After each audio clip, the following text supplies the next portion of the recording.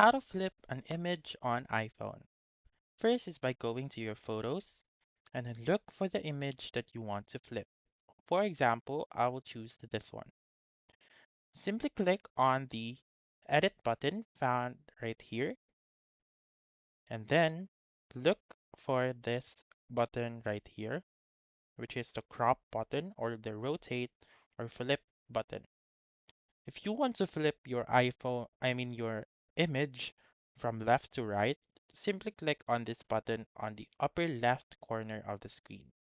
So as you can see now, the text has been inverted, which explains or which tells us that the photo has been um, flipped already.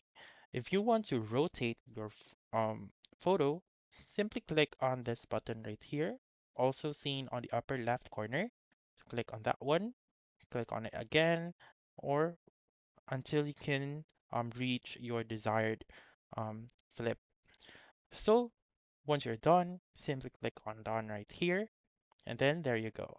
That's how you can flip an image on iPhone. So that's all for this video. Let me know in the comments section if this works out for you. For more helpful tutorials like this, please subscribe to our channel and don't forget to click that notification bell. Thank you for watching and have a wonderful day.